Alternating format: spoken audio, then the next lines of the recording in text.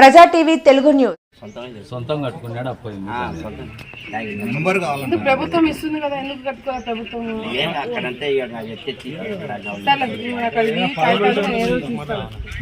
కాదు, కేవలము దోచుకోవడానికి అధికారంలో వచ్చినారని చెప్పి గత 5 సంవత్సరాలు వాళ్ళు నిరూపించినారు.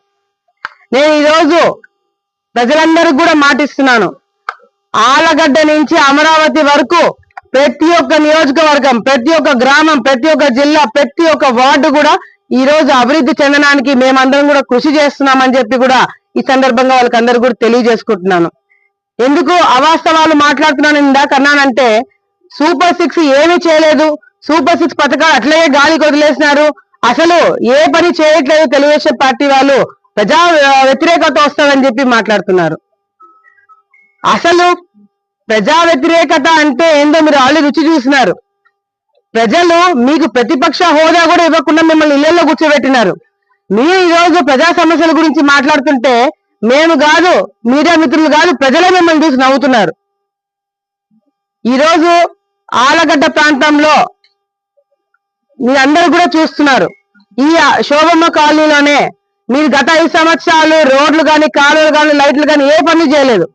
ఇప్పుడు మేము వచ్చిన తర్వాత దాదాపుగా 50 లక్షల రూపాయలు శోభమ్మ కాలనీకి పెట్టి రోడ్లు, కాలువలు, స్థలాలు, ఇల్లు దీన్ని మళ్ళీ చాలా గొప్పగా డెవలప్ చేసి మీ అందరు కూడా చేసి చూపెట్టడం జరుగుతుంది.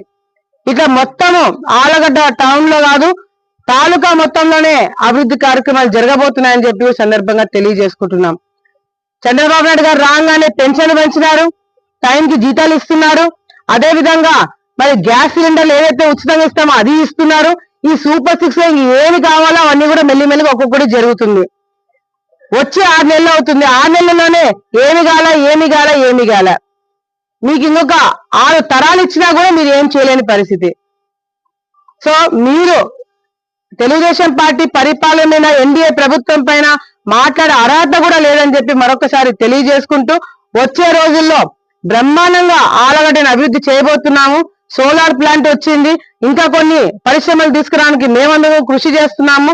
ఎక్కువ శాతము మన ఆలగడ్డ ప్రాంతంలో చదువుకున్న పిల్లలు పక్క రాష్ట్రాలకి, పక్క దేశాలకి పోయి అవసరం పడకుండా మన ఊర్లోనే, మన ఆలగడ్డలోనే దర్జాగా ఉద్యోగాలు చేసుకొని బతికేలాగా ఏర్పాటు చేస్తామని చెప్పి మరొకసారి తెలియజేసుకుంటూ, మరి ఆలగడ్డ ప్రజలందరూ కూడా నేను మరొకసారి ధన్యవాదాలు తెలియజేసుకుంటున్నాను. మీరు మమ్మల్ని నమ్మి మాకు ఓట్లేసి గెలిపించినారు. దాన్ని ఎక్కడ కూడా ఎవరు కూడా ఇబ్బంది పడకుండా అన్ని విధాలుగా కూడా అందరికీ న్యాయం చేసే బాధ్యత నేను తీసుకుంటాను. తెలుగుదేశం పార్టీ కార్యకర్తలు, నాయకులు తీసుకుంటామని చెప్పి మరొకసారి ప్రజలందరూ కూడా తెలియజేసుకుంటున్నాము.